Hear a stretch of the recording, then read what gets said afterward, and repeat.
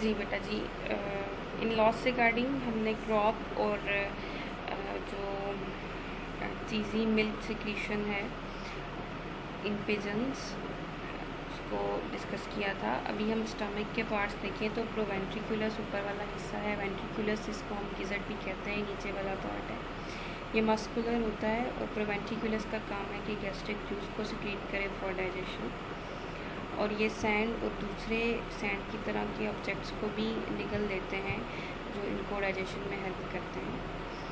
After stomach there is intestine जिसमें bulk of enzymes जो हैं वो सिक्रीट होते हैं और डाइजेशन को ऐड करते हैं। ना सिर्फ यहाँ पे इंटेस्टाइन के अंदर मज़ीद डाइजेशन हो रही होती है, बल्कि इसके अंदर एब्जॉर्प्शन का प्रोसेस भी, जो डाइजेस्टेड मटेरियल है उसकी एब्जॉर्प्शन का प्रोसेस भी स्टार्ट हो जाता है।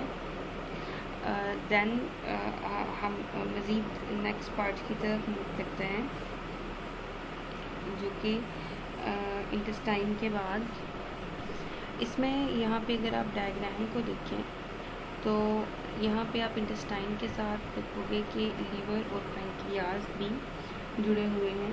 लीवर और पैंक्रियाज जैसे ह्यूमंस के अंदर they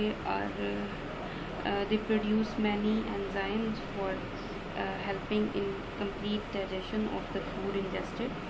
तो इसी तरह से बल्क ऑफ एंजाइम्स इंटेस्टाइन में सिक्रीट होते हैं, डाइजेशन में हेल्प करते हैं। ये कुछ एंजाइम्स पैंक्रियाज से और लीवर से आते हैं। नेक्स्ट पेयर्ड सीका प्रेजेंट होते हैं। लार्ज और स्मॉल इंटेस्टाइन जहाँ पे कंबाइन होती हैं वहाँ पे पेयर्ड सीका प्रेजेंट होते हैं, ठीक है जी। और उन पेयर्ड सीका का काम ये ब्लाइंड सैक्स, एंडिंग सैक्स हैं जिनके अंदर बैक्टीरिया प्रेजेंट होते हैं और ये हेल्प करते हैं in digestion of cellulose.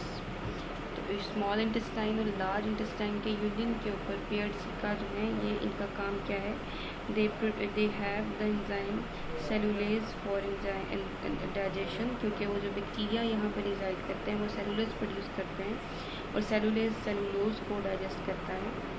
Birds usually eliminate their undigested food through the cloaca.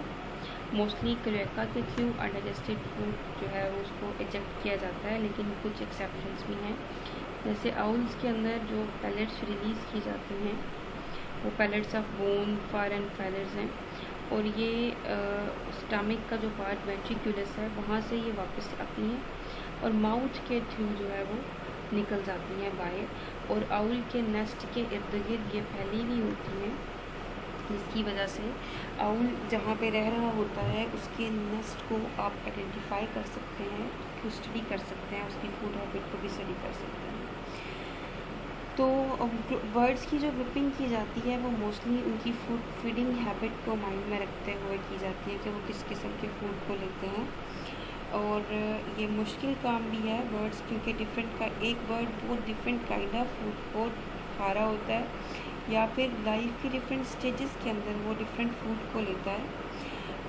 और कुछ जो है फूड की अवेलेबिलिटी भी इस तरह की हो उस पर डिपेंड करते हैं। जैसे कि वो रॉबिन्स की बात करता है कि रॉबिन्स जो है वो मोस्टली वर्म्स को खाता है और दूसरे इनवर्टिब्रेट्स को भी खाता है, जबकि वो अवेलेबल हों। और अगर वो अवेलेबल नहीं है, जैसे विंटर में ये उसको अवेलेबल नहीं होते, तो ये स्विच कर जाता है अपनी फीडिंग हैबिट में from worms and invertebrate to the berries, और ये बेरीज खाना शुरू कर देता है। और अपनी फीडिंग हैबिट्स में बर्ड्स जो हैं वो ह्यूमंस के साथ कन्फ्लिक्ट करते हैं। ये हमारे बागों को, हमारी ग्रीन क्रॉप्स को नुकसान पहुंचा सकते हैं, $मिलियन ईयर्स का नुकसान पहुंच सकता है। जैसे कि यूरोपियन स्टारलिंग की बात करें या फिर रेडविंग ब्लैकबर्ड की बात करें, तो मिलियंस ऑफ बर्ड्स जो हैं वो लोकल हैबिटेट में इकट्ठे हो जाते हैं और ये ग्रीन की पूरी फीड को तबाह कर देते हैं। तो इसी तरह से बर्ड्स ऑफ प्रे जो हैं वो उनका पॉपुलेशन के ऊपर मिनिमम इफ़ेक्ट है पोल्ट्री और गेम बर्ड्स के अलावा, और कुछ कमर्शियल फिशरीज़ में इनका यूज़ है। Unfortunately, the mistaken impression that they are responsible for significant losses had led humans to poison and shoot them। यानी ह्यूमन्स जो हैं वो समझते हैं कि कोई बहुत ज़्यादा ही नुकसान ये पहुंचा रहे हैं, लेकिन वो भी कोई बहुत क्लियर बात नहीं है कि ये बहुत ज़्यादा नुकसान पहुंचाते होंगे। इनकी शूटिंग की जाती है, गेमिंग के लिए शूटिंग की जाती है। इसके अलावा ये समझा जाता है कि बहुत नुकसानदेह हैं, फिर इनको शूट किया जाता है। तो it's not so much damaging. और इस तरह से बर्ड्स की जो डाइवर्सिटी है वो बहुत ज़्यादा ख़तरे में है, क्योंकि हम ओवर हंटिंग करते हैं। तो that is the overall view of the digestive system in birds, जिसमें आपने देखा कि it starts from crop, oesophagus का डाइवर्टिकुलम है, देन क्रॉप के बाद स्टमक है, स्टमक के 2 हिस्से हैं, देन इंटेस्टाइन, इंटेस्टाइन के साथ ग्लैंड रिलेटेड है, then paired caeca and then cloaca.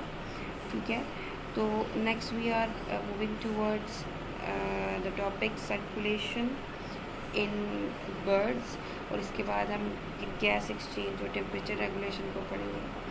तो सर्कुलेशन को नेक्स्ट पार्ट के अंदर इन डिटेल एक्सप्लेन करती हूँ।